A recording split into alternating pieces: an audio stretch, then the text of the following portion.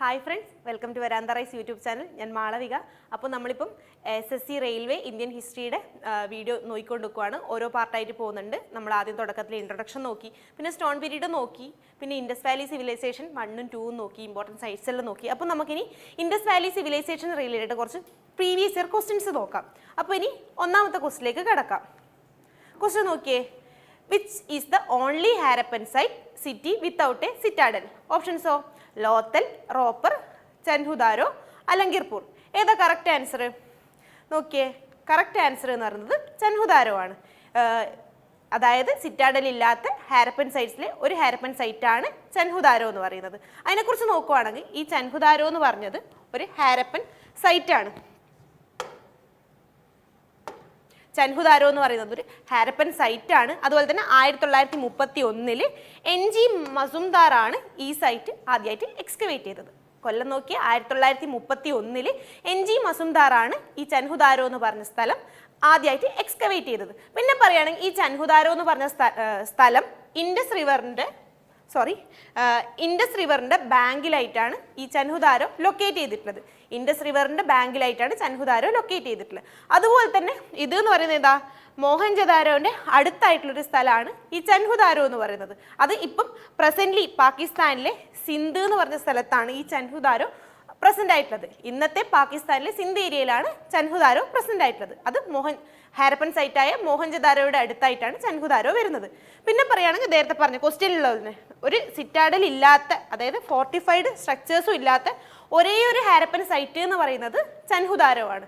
അതായത് കോട്ടകളില്ലാത്തതും കൃത്യമായ സ്ട്രക്ചേഴ്സും ഇല്ലാത്തൊരു ഒരേ ഒരു ഹാരപ്പൻ സൈറ്റ് എന്ന് പറയുന്നത് ചൻഹുദാരോ ആണ്. പിന്നെ പറയുകയാണെങ്കിൽ നമുക്ക് ഇവിടുന്ന് കുറേ ബീഡ്സ് ഫാക്ടറിയുടെ എവിഡൻസസ് കിട്ടിയിട്ടുണ്ട്. അതുപോലെ തന്നെ ഹ്യൂമൻ സാക്രിഫൈസ് ചെയ്തതിൻ്റെ എവിഡൻസും നമുക്ക് ഈ ചൻഹുദാരോ എന്ന് പറഞ്ഞ സ്ഥലത്തു നിന്നാണ് കിട്ടിയിട്ടുള്ളത്. ഇനി നമ്മൾ അടുത്ത ക്വസ്റ്റ്യൻ നോക്കിയേ. At which Harappan site have traces of horse been found? കുതിരയുടെ അവശിഷ്ടങ്ങളായിട്ട് നമുക്ക് കിട്ടിയത് ഏത് ഹാരപ്പൻ സൈറ്റിൽ നിന്നാണ് ക്വസ്റ്റ്യൻ ചോദിച്ചിട്ടുള്ളത്. ഓപ്ഷൻസോ കാലിബംഗൻ, സുർക്കാത്തോട, ലോത്തൽ, റോപ്പർ. ഏതാ കറക്റ്റ് ആൻസർ? കറക്റ്റ് ആൻസർ എന്ന് പറയുന്നത് കറക്റ്റ് ആൻസർ എന്ന് പറയുന്നത് സുർക്കോത്തോടയാണ് കറക്റ്റ് ആൻസർ വരുന്നത്. ഇനി അതിനെക്കുറിച്ച് നോക്കുവാണെങ്കിൽ ഗുജറാത്തിലെ കുച്ച് ഡിസ്ട്രിക്റ്റിലാണ് ഈ സുർക്കോത്തോട എന്ന് പറഞ്ഞ സ്ഥലം വരുന്നത്. അതുപോലെ തന്നെ റാപ്പർ താലൂക്കിലാണ് അത് സിറ്റുവേറ്റ് ചെയ്തിട്ടുള്ളത്. ഇതിനെക്കുറിച്ച് പറയുകയാണെങ്കിൽ 2100, 1700 കാലഘട്ടത്തിൽ JP ജോഷിയും അതുപോലെ തന്നെ AK ശർമ്മയും കൂടി എക്സ്കവേറ്റ് ചെയ്തിട്ടാണ് കുതിരയുള്ള കുറച്ച് ബോൺസ്, അതായത് ഹോസിൻ്റെ ബോൺസ് നമുക്ക്, അതായത് 2100, 1700 കാലഘട്ടത്തിലാണ് JP ജോഷിയും AK ശർമ്മയും കൂടി എക്സ്കവേറ്റ് ചെയ്തിട്ടാണ് ഈ കുതിരകളുടെ കുറച്ച് ബോൺസ് നമുക്ക് ഈ സ്ഥലത്ത് നിന്ന് എക്സ്കവേറ്റ് ചെയ്ത് എടുക്കാൻ പറ്റിയിട്ടുള്ളത്. അതുപോലെ തന്നെ പറയുകയാണെങ്കിൽ ഇൻഡസ് വാലി സിവിലൈസേഷൻ്റെ കാലഘട്ടത്തിൽ കുതിരകൾക്ക് വലിയ റോളുകളൊന്നും ഉണ്ടായിരുന്നില്ല. അതുകൊണ്ട് തന്നെ കുതിരകൾക്ക് വലിയ ഇമ്പോർട്ടൻസേ ഉണ്ടായിരുന്നില്ല ഈ ഇൻഡസ് വാലി സിവിലൈസേഷൻ നടക്കുന്ന കാലഘട്ടത്തിൽ.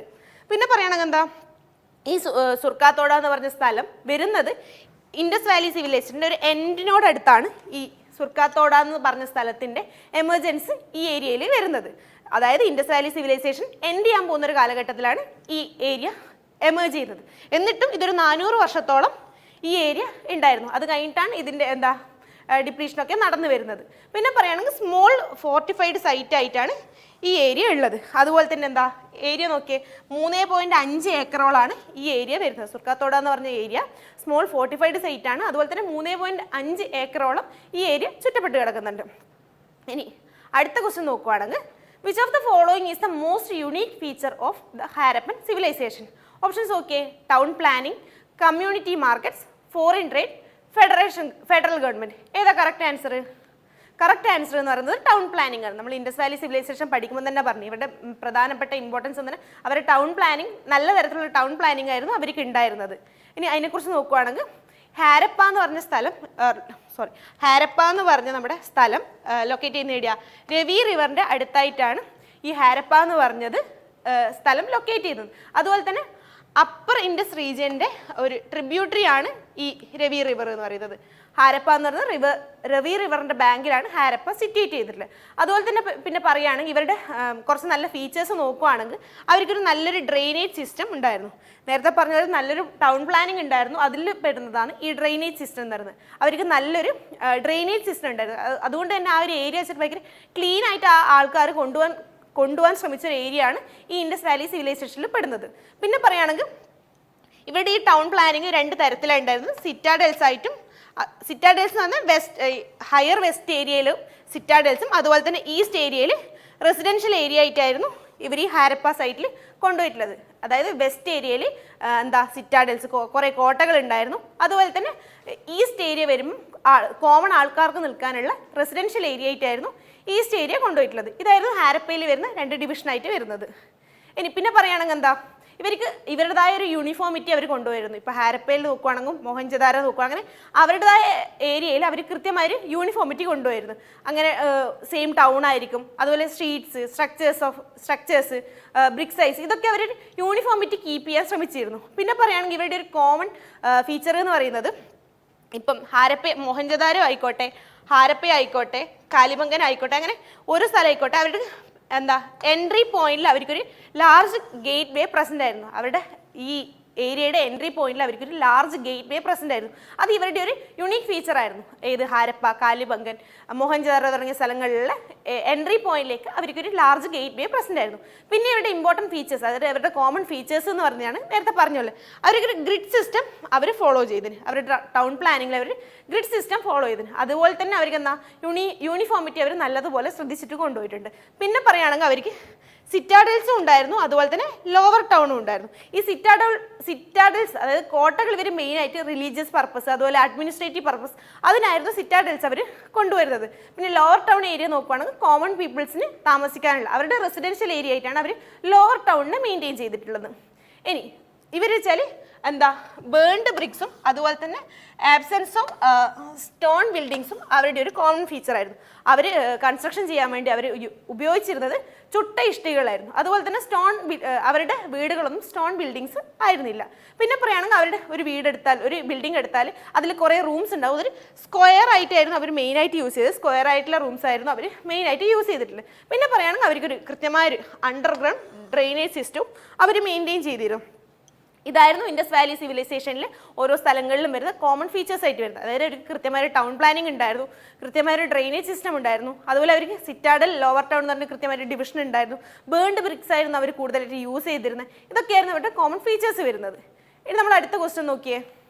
Which animal was not known to the Indus people? ഓപ്ഷൻസോ ലയൺ, എലിഫന്റ്, ടൈഗർ, ഡിയർ.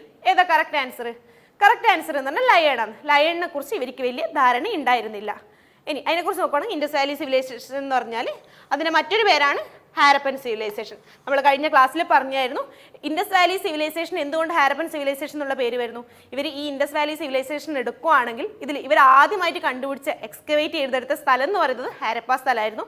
അങ്ങനെ ആ നോമൻക്ലേച്ചർ വെച്ചിട്ടാണ് Indus valley civilization Harappa civilization എന്ന് കൂടിയുള്ള പേര് വരുന്നത്. അതുപോലെ തന്നെ ഇത് ഏർലിയസ്റ്റ് അർബൻ സിവിലൈസേഷൻ കൂടിയായിരുന്നു. ഇൻഡസ് വാലി സിവിലൈസേഷൻ എന്നുള്ള ഒരു അർബൻ ഏരിയ ആയിരുന്നു. അതുകൊണ്ട് തന്നെ ഇത് ഏർലിയസ്റ്റ് അർബൻ സിവിലൈസേഷൻ ആണ് ഇൻഡസ് വാലി സിവിലൈസേഷൻ. അതുപോലെ തന്നെ ഇന്ത്യയുടെ നോർത്ത് വെസ്റ്റ് റീജിയനിലായിട്ടാണ് ഈ ഇൻഡസ് വാലി സിവിലൈസേഷൻ നമുക്ക് കാണാൻ സാധിക്കുന്നത്. കഴിഞ്ഞ ദിവസത്തെ വീഡിയോയിൽ നമ്മൾ ഇതിൻ്റെ ബൗണ്ടറീസ് എല്ലാം കൃത്യമായിട്ട് പറഞ്ഞതാണ്. അത് മിസ്സായവർ പോയി കൃത്യമായി മറക്കാതെ ആ വീഡിയോ കൃത്യമായിട്ട് കണ്ട് ആ മാപ്പും പ്ലാനും എല്ലാം വെച്ച് ഇരുന്ന് പഠിക്കുകയാണെങ്കിൽ നമ്മൾ ആ ബൗണ്ടറീസ് മറക്കുമായിരിക്കില്ല. അത് ഇമ്പോർട്ടൻ്റ് ആയിട്ടുള്ളൊരു പോയിൻ്റാണ്. പിന്നെ ഇവരെ കുറിച്ച് കൂടുതൽ പറയുകയാണെങ്കിൽ അവരുടെ അഡ്വാൻസ്ഡ് അർബൻ പ്ലാനിങ് ആണ്, അതുപോലെ സൊഫിസ്റ്റിക്കേറ്റഡ് ക്രാഫ്റ്റ്സ്മാൻഷിപ്പ്, പിന്നെ സ്ട്രോങ് ഓർഗനൈസേഷൻ സ്കില്ല്, ഇതെല്ലാം ഈ ഇൻഡസ് വാലി സിവിലൈസേഷനിലെ ആളുകളുടെ പ്രത്യേകതയായിരുന്നു. എന്തായിരുന്നു? അഡ്വാൻസ്ഡ് അർബൻ പ്ലാനിങ്, അതുപോലെ sophisticated craftsmanship, strong organisation skill, ഇതെല്ലാം അവരുടെ ഒരു നല്ല വേറിട്ട് നിൽക്കുന്നൊരു ഗുണങ്ങളായിരുന്നു ഈ ഇൻഡസ് വാലി സിവിലൈസേഷനിലെ ആളുകളുടെ. പിന്നെ പറയുകയാണെങ്കിൽ അവർ ആനിമൽസിനെ ഡൊമസ്റ്റിക്കേറ്റഡ് യൂസ് ചെയ്തിട്ടുണ്ട്. അതായത് വളർത്തു മൃഗങ്ങളെ അവർ കൃത്യമായിട്ട് വളർത്തിയിട്ടുണ്ട്. പിന്നെ പറയുകയാണെങ്കിൽ അവർ ആ ഒരു ടൈമിൽ കണ്ടുവന്ന കുറേ മൃഗങ്ങളുണ്ടായിരുന്നു. ഏതൊക്കെ നോക്കിയാൽ ഷീപ്പ് ഉണ്ടായിരുന്നു, ഗോട്ട് ഉണ്ടായിരുന്നു, ഹംഡ് ആൻഡ് ഹംലെസ് ബുൾ ഉണ്ടായിരുന്നു, ബഫലോ ഉണ്ടായിരുന്നു, തുടങ്ങി നിരവധി മൃഗങ്ങൾ ആ സമയത്ത് ഇവർക്ക് യൂസ്ഡ് ആയിരുന്നു. അവർ അറിയുന്ന ഇതായിരുന്നു. നമുക്ക് എവിഡൻസിലൊക്കെ ഇന്ന മൃഗങ്ങളെല്ലാം ഉണ്ട് എന്നുള്ള എവിഡൻസ് നമുക്ക് ഇതുവരെയായിട്ട് കിട്ടിയിട്ടുണ്ട്. എന്നാൽ നമുക്ക് ലയൺസ് ഉണ്ടായിരുന്നു, ആ ഒരു ടൈമിൽ ലയൺ ഉണ്ടായിരുന്നു എന്നുള്ളതിൻ്റെ തെളിവ് ഇതുവരെയായിട്ട് നമുക്ക് കിട്ടിയിട്ടില്ല. അതായത് no archaeological evidence to suggest that the people of the Indus valley civilisation were familiar with the lion. ലയണുമായിട്ടുള്ള ഫെമിലിയറൈസേഷൻ ഇതുവരെയായിട്ട് ഒരു ആർക്കിയോളജിക്കൽ എവിഡൻസ് നമുക്ക് കിട്ടിയിട്ടില്ല. അതുപോലെ പിന്നെ പറയുകയാണെങ്കിൽ ഈ ലയണിൻ്റെ നേറ്റീവ് പ്ലേസ് അല്ല ഈ നോർത്ത് വെസ്റ്റേൺ റീജിയൻ എന്നുള്ളത് ഒരു കാരണം കൊണ്ടായിരിക്കാം ഇവർക്ക് ലയൺ ഇവിടെ ഇല്ലാത്തതിൻ്റെന്ന് ഒരു കാരണം സജസ്റ്റ് ചെയ്യുന്നുണ്ട്.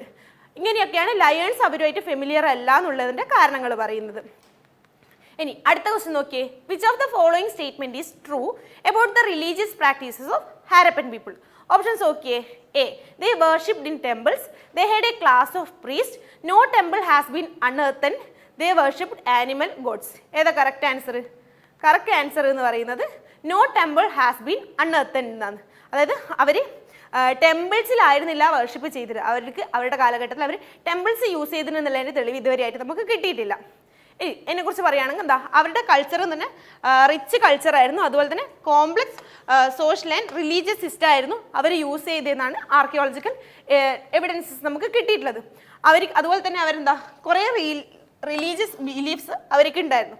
അതുപോലെ തന്നെ practices remains mystery due to the lack of decipherable written records. അവരുടെ റെക്കോർഡ്സ് നമുക്ക് ഡീകോഡ് ചെയ്തെടുക്കാൻ സാധിക്കാത്തതിൽ തന്നെ അവരുടെ എങ്ങനെ റിലീജിയസ് ബിലീഫ്സ് അതുപോലെ അതിനെക്കുറിച്ചെല്ലാം ഇപ്പോഴും മിസ്റ്ററി ആയിട്ടാണ് കിടക്കുന്നത്. അവരുടെ ഐഡിയാസ് അവർ റെക്കോർഡ് ചെയ്ത കാര്യങ്ങൾ അതൊന്നും ഇന്നും ഡീകോഡ് ചെയ്തെടുക്കാൻ സാധിച്ചിട്ടില്ല. പിന്നെ പറയുകയാണെങ്കിൽ അവർ കുറേ ദൈവങ്ങളെ വർഷിപ്പ് ചെയ്തിട്ടുണ്ട് എന്നാണ് അവരുടെ ഒരു വിശ്വാസം. അങ്ങനെയാണ് നമുക്ക് ഇതുവരെയായിട്ടുള്ള തെളിവ് കിട്ടിയിട്ടുള്ളത്. അങ്ങനെയാണെങ്കിൽ അവരെ ഫീമെയിൽ ഡയറ്റി ഏതാ നോക്കുവാണെങ്കിൽ അവരുടെ ഫേമസ് ആയിട്ടുള്ള അവർ കാര്യമായിട്ട് ആരാധിച്ചു വന്ന ഫീമെയിൽ ഡയറ്റി എന്ന് പറയുന്നത് മദർ ഗോഡസ് ആണ്. മാതൃദേവത എന്നുള്ളതായിരുന്നു അവരുടെ ഫീമെയിൽ ഡയറ്റി. അതുപോലെ മെയിൽ ഡയറ്റി നോക്കുവാണെങ്കിൽ പശുപതി അല്ലെങ്കിൽ പ്രോട്ടോ ശിവ എന്നുള്ളതായിരുന്നു അവരുടെ മെയിൽ ഡയറ്റി. ഫീമെയിൽ ഡയറ്റി എന്ന് പറയുന്നത് മദർ ഗോഡസും അതുപോലെ തന്നെ മെയിൽ ഡയറ്റി എന്ന് പറയുന്നത് പശുപതി അല്ലെങ്കിൽ പ്രോട്ടോ ശിവ എന്നുള്ളതായിരുന്നു അവരുടെ മെയിൽ ഡയറ്റി വരുന്നത്. ഇതൊക്കെ തന്നെ ഉണ്ടെങ്കിലും അവർ ടെമ്പിൾസിലായിരുന്നില്ല ഇവരെ ആരാധിച്ചിരുന്നതെന്നുള്ളതിൻ്റെ തെളിവാണ് നമുക്ക്, അതായത് ടെമ്പിൾസ് ഉണ്ടായിരുന്നു എന്നുള്ളതിൻ്റെ തെളിവ് ഇതുവരെയായിട്ടും നമുക്ക് കിട്ടിയിട്ടില്ല. അതുപോലെ തന്നെ ഇവർ പൂജാ കാര്യങ്ങൾ ചെയ്തിരുന്നു. അത് ചിലപ്പം വീടുകളിലാവാം, അതുപോലെ ഒരു കോമൺ ഏരിയയിലായിരിക്കാം. അങ്ങനെയൊക്കെയായിരുന്നു ഇതുവരെയായിട്ടുള്ള സജഷൻസ് വരുന്നത്. ഇതിന് കൃത്യമായിട്ടുള്ള എവിഡൻസ് ഇതുവരെയായിട്ടും കിട്ടിയിട്ടില്ല. ഇനി നമ്മൾ അടുത്ത ക്വസ്റ്റ്യൻ നോക്കുകയാണെങ്കിൽ which of the following was the contemporary to the Harappan civilisations? Options നോക്കിയേ. Cretan civilisation, Egyptian civilisation, Greek civilisation, Roman civilisation. ഏതാ കറക്റ്റ് ആൻസർ? കറക്റ്റ് ആൻസർ എന്ന് പറഞ്ഞാൽ ഈജിപ്ഷ്യൻ സിവിലൈസേഷൻ ആണ്. അതായത് ഹാരപ്പൻ സിവിലൈസേഷനായിട്ട് കണ്ടംപററി സിവിലൈസേഷൻ പോകുന്നത് ഈജിപ്ഷ്യൻ സിവിലൈസേഷനാണ്. അതിനെക്കുറിച്ച് നോക്കുകയാണെങ്കിൽ ഈ ഇൻഡസ് വാലി സിവിലൈസേഷൻ തന്നെ രണ്ട് ഏർലിയറും ലേറ്ററും കൾച്ചറായിട്ടാണ് നമ്മൾ അറിയപ്പെടുന്നത്. ഒന്ന് ഏർലി ഹാരപ്പൻ കൾച്ചർ ഉണ്ട്, പിന്നെ ഒന്ന് ലേറ്റർ ഹാരപ്പൻ കൾച്ചർ ഉണ്ട്. ഇതിൽ തന്നെ മെച്യൂർ ഹാരപ്പൻ കൾച്ചറും ഉണ്ട്. അത് എന്ന് പറയുമ്പോൾ ആ കാലഘട്ടത്തിൽ നമുക്ക് ഫേമസ് ആയിട്ടുള്ള കാര്യങ്ങളായിരുന്നു seals, beads, weights, stone blades. ഇതൊക്കെ ഈ മെച്യൂർ ഹാരപ്പൻ കാലഘട്ടത്തിൽ ഇമ്പോർട്ടൻ്റ് ആയിട്ടുള്ള കുറച്ച് കാര്യങ്ങളായിരുന്നു. അപ്പോൾ നമ്മളെ ക്വസ്റ്റ്യൻ എന്ന് പറഞ്ഞാൽ ഈ നമ്മളെ ഇൻഡസ് വാലി സിവിലൈസേഷൻ്റെ കണ്ടംപററി ആയിട്ട് വരുന്ന ഒരു സിവിലൈസേഷൻ ഏതാണ്? അതാണ് ഈജിപ്ഷ്യൻ സിവിലൈസേഷൻ എന്ന് പറഞ്ഞത്. ഇനി ഈജിപ്ഷ്യൻ സിവിലൈസേഷനെ കുറിച്ച് നമ്മൾ പറയുകയാണെങ്കിൽ ഇതിൻ്റെ സ്റ്റാർട്ടിങ് എന്ന് പറയുന്നത് 5500 BCE-യിലാണ് ഈ ഈജിപ്ഷ്യൻ സിവിലൈസേഷൻ തുടക്കം കുറിച്ചതെന്നാണ് പറയുന്നത്. ഈ ഈജിപ്ഷ്യൻ സിവിലൈസേഷൻ തുടക്കം കുറിക്കുമ്പോൾ തന്നെ അതൊരു 2 കിങ്ഡമായിട്ടായിരുന്നു ഉണ്ടായത്. അപ്പർ ഈജിപ്തും ഉണ്ടായിരുന്നു, ലോവർ ഈജിപ്തും ഉണ്ടായിരുന്നു. അതുപോലെ ഇത് തുടങ്ങിയത് എവിടെയാണ്? ഈ നൈൽ നദിയുടെ തീരത്തായിട്ടാണ് ഈ കിങ്ഡം സ്റ്റാർട്ട് ചെയ്തിട്ടുള്ളത്. ഈജിപ്ഷ്യൻ സിവിലൈസേഷൻ എന്ന് പറയുമ്പോൾ 5500 BC-യിലാണ് തുടക്കം കുറിച്ചത്. അതുപോലെ തന്നെ അത് 2 തരത്തിലുള്ള കിങ്ഡം ഉണ്ടായിരുന്നു. അപ്പർ ഈജിപ്ത് ഉണ്ടായിരുന്നു, ലോവർ ഈജിപ്ത് ഉണ്ടായിരുന്നു. അതുപോലെ അത് നൈൽ നദിയുടെ തീരത്തായിട്ടാണ് ഈജിപ്ഷ്യൻ സിവിലൈസേഷൻ തുടക്കം കുറിച്ചിട്ടുള്ളത്. പിന്നെ പറയുകയാണെങ്കിൽ ഒരു 3200 BC ആകുമ്പോഴേക്ക് ഒരു രാജാവ് വന്നു, കിങ് നർമേർ, അല്ലെങ്കിൽ അദ്ദേഹത്തിനെ വേറെ വിളിക്കുന്നത് വെനസ്. ഈ 2 പേരിലാണ് അദ്ദേഹം അറിയുന്നത്. കിങ് നർമേർ വന്നു, എന്നിട്ട് എന്ത് ചെയ്തു? ഈ 2 കിങ്ഡത്തിനെയും കൂടി ഒന്നിച്ചാക്കി. അതായിരുന്നു അദ്ദേഹം ചെയ്തത്. ഈ 3200 BC-യിൽ കിങ് നർമേർ വന്ന് അപ്പർ ഈജിപ്ത് ആയിക്കോട്ടെ ലോവർ ഈജിപ്ത് ആയിക്കോട്ടെ ഇതിന് 2നെയും കൂടി ഒന്നാക്കി ഒരു ഈജിപ്ഷ്യൻ സിവിലൈസേഷൻ എന്നുള്ള തരത്തിൽ അദ്ദേഹം തുടക്കം കുറിച്ചു. ഈ 3200 BC-യിലാണ് ഈജിപ്ഷ്യൻ സിവിലൈസേഷൻ്റെ ബിഗിനിങ് എന്നാണ് പറയപ്പെടുന്നത്. ഈ കിങ് നർമേർ വന്നിട്ടാണ് ഈ ഈജിപ്ഷ്യൻ സിവിലൈസേഷന് യഥാർത്ഥ തുടക്കം കുറിച്ചിട്ടുള്ളത്. അതായത് 5500 BC-യിൽ തുടങ്ങിയെങ്കിലും അത് 2 കിങ്ഡം ആയിട്ടായിരുന്നു മുന്നോട്ട് പോരുന്നത്.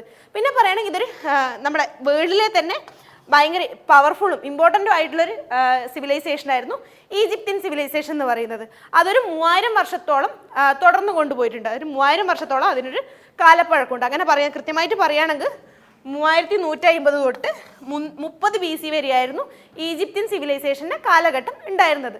അതുപോലെ തന്നെ എന്താ, ഈ സിവിലൈസേഷൻ ആൻഷ്യൻ ഈജിപ്തിലായിരുന്നു ഉണ്ടായത്. അതുപോലെ നൈൽ റിവറിൻ്റെ ബാങ്കിലായിരുന്നു ഈ സിവിലൈസേഷൻ ഉണ്ടായിരുന്നത്. അതുപോലെ തന്നെ ഇത് നോർത്ത് ഈസ്റ്റ് ആഫ്രിക്കയിലാണ് പ്രസന്റ് ആയിട്ടുള്ളത്. നോർത്ത് ഈസ്റ്റ് ആഫ്രിക്കയിലാണ് ഈ ഈജിപ്ഷ്യൻ സിവിലൈസേഷൻ ഉണ്ടായിരുന്നുള്ളത്. ഇനി അടുത്ത ക്വസ്റ്റ്യൻ നോക്കിയേ, which of the following statement about the Harappan script is correct? Options okay. The script is largely connected to Greek language. The Harappan script has been deciphered fully and is readable. The script was mostly written from right to left. None of the above is correct. ഏതാ correct answer? Correct answer എന്ന് പറഞ്ഞാൽ the script was mostly written from right to left. ഇതാണ് നമ്മുടെ correct answer.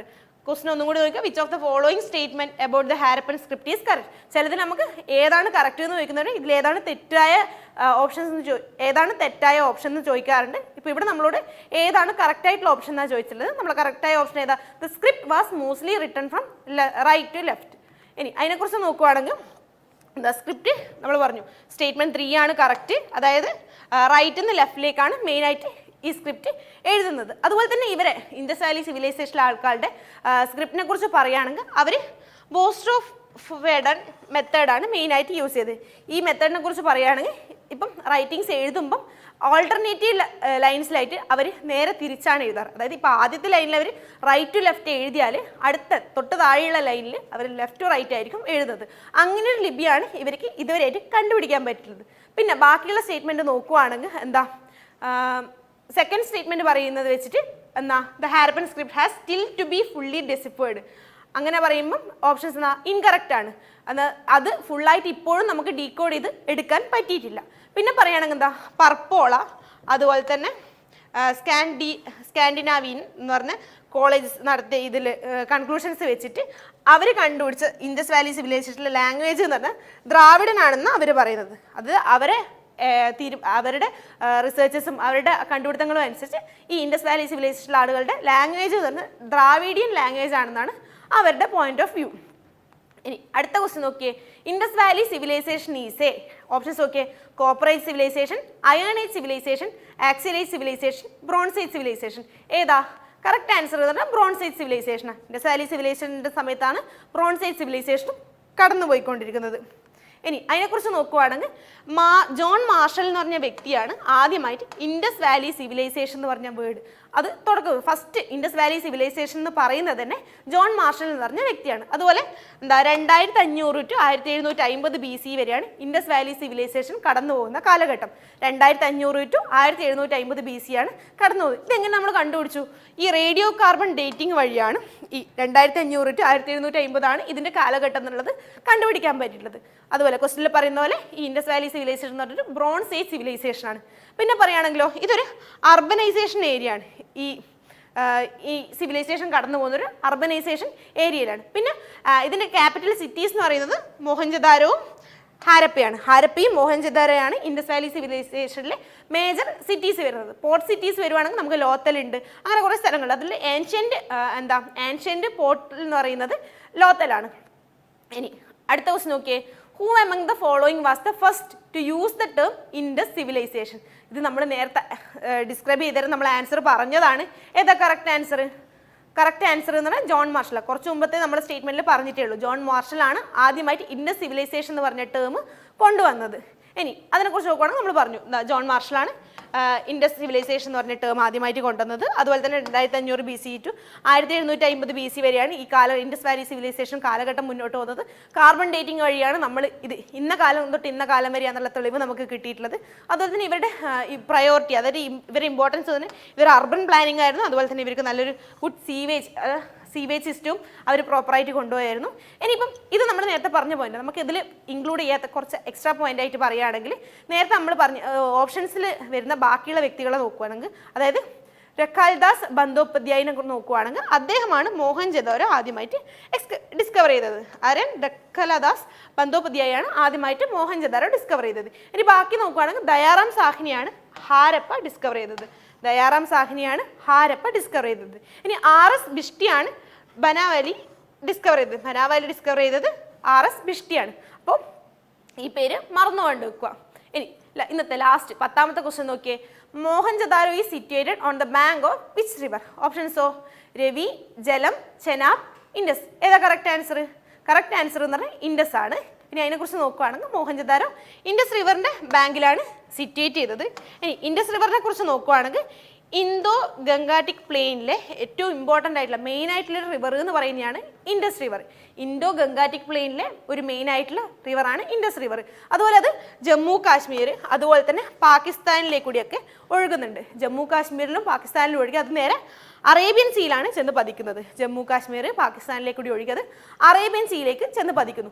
അങ്ങനെയാണെങ്കിൽ ഇതിൻ്റെ ഉത്ഭവസ്ഥാനം എവിടെയാണ്? ഉത്ഭവസ്ഥാനം എന്ന് പറഞ്ഞാൽ ടിബറ്റൻ പ്ലേറ്റ്യൂവിൽ പെടുന്ന മാനസരോവർ ലേക്കിലാണ് ഇതിൻ്റെ ഉത്ഭവം. സ്റ്റാർട്ടിങ് ഇൻഡസ് റിവറിൻ്റെ സ്റ്റാർട്ടിങ് എന്ന് പറയുന്നത് ടിബറ്റൻ പ്ലേറ്റ്യൂവിലെ മാനസരോവറിൻ്റെ അടുത്താണ് ഇതിൻ്റെ സ്റ്റാർട്ടിങ് വരുന്നത്. ഇനി മോഹൻജദാരോനെ കുറിച്ച് നോക്കിയേ. മോഹൻജദാരോ എന്ന് പറഞ്ഞാൽ 1922 RD ബാനർജിയാണ് ഇത് എക്സ്കവേറ്റ് ചെയ്തെടുത്തിട്ടുള്ളത്. അതായത് എന്താ RD ബാനർജി 1922 മോഹൻജദാരോ എക്സ്കവേറ്റ് ചെയ്തെടുത്തിട്ടുള്ളത്. അതുപോലെ തന്നെ 1980 ഇതിനെന്ത് ചെയ്തു? യുനെസ്കോ വേൾഡ് ഹെറിറ്റേജ് സൈറ്റിലേക്ക് അംഗീകരിക്കപ്പെട്ടു. യുനെസ്കോ വേൾഡ് ഹെറിറ്റേജ് സൈറ്റിലേക്ക് ഇത് ആഡ് ചെയ്ത വർഷം എന്ന് പറയുന്നത് 1980 അതുപോലെ തന്നെ ഈ മോഹൻജദാരോ ഇൻഡസ് വാലി സിവിലൈസേഷൻ നടക്കുന്ന സമയത്ത് അതിന് കണ്ടംപററി ആയിട്ട് കൊണ്ടുപോയ കുറച്ച് ബാക്കിയുള്ള സിവിലൈസേഷൻ നോക്കുകയാണെങ്കിൽ ഏതാ? നേരത്തെ പറഞ്ഞ പോലെ ആൻഷ്യൻ്റ് ഈജിപ്ത്, മെസോപ്പൊട്ടാമിയ, ക്രിറ്റി, നോർത്ത് ചിക്ക സിവിലൈസേഷൻ, ഇതൊക്കെ ഇതിന് കണ്ടംപററി ആയിട്ട് പോയ സിവിലൈസേഷനാണ്. പിന്നെ പറയുകയാണെങ്കിൽ ഈ മോഹൻജദാരോ എന്ന് പറഞ്ഞ വേർഡിൻ്റെ മീനിങ് എന്താണ്? Mount of the death men. Mount of the death men എന്നുള്ളതാണ് മോഹൻജദാരോ എന്ന് പറഞ്ഞ വേർഡിൻ്റെ മീനിങ് വരുന്നത്. അതുപോലെ തന്നെ ഇതൊരു സിന്ധി ലാംഗ്വേജിൽപ്പെട്ട വേർഡാണ് മോഹൻജദാരോ എന്ന് പറയുന്നത്. എന്തൊക്കെയാണ്? മൗണ്ട് ഓഫ് ഡെത്ത് മെൻ എന്നാണ് ഈ മോഹൻജദാരോ എന്ന് പറഞ്ഞ വേർഡിൻ്റെ മീനിങ് വരുന്നത്. അതൊരു സിന്ധി ലാംഗ്വേജ് ആണ്. അപ്പോൾ നമ്മളിന്ന് ഇന്നത്തെ 10 ക്വസ്റ്റ്യൻ ഡിസ്കസ് ചെയ്തിട്ടുണ്ട്. ഇതെന്ന് പറഞ്ഞാൽ ഇൻഡസ് വാലി സിവിലൈസേഷൻ നമ്മൾ ടോപ്പിക്ക് കവർ ചെയ്തു. ഈ കവർ ചെയ്തതിൻ്റെ റിലേറ്റഡ് ആയിട്ടുള്ള ക്വസ്റ്റ്യൻസ് ആണിത്. നമ്മൾ ടോപ്പിക്ക് പറഞ്ഞിട്ടുണ്ട്. ടോപ്പിക്കിൽ ഇൻക്ലൂഡ് ആയിട്ട് ഇതിൽ പല ക്വസ്റ്റ്യൻസും നമ്മൾ ഈ ടോപ്പിക്കിൻ്റെ കൂടെ പറഞ്ഞു പോയിട്ടുള്ള കാര്യങ്ങളാണ്. നോട്ട് ചെയ്തവർക്ക് കൃത്യമായിട്ട് ഇന്നത്തെ ആൻസറൊക്കെ പറയാൻ പറ്റിയിട്ടുണ്ടാവും. അപ്പോൾ നോട്ട് ചെയ്യാത്തവർ ബാക്കിയുള്ള കാര്യങ്ങൾ നോട്ട് ചെയ്തെടുക്കുക. അപ്പോൾ അടുത്ത ദിവസം കാണും വരെ താങ്ക് യു.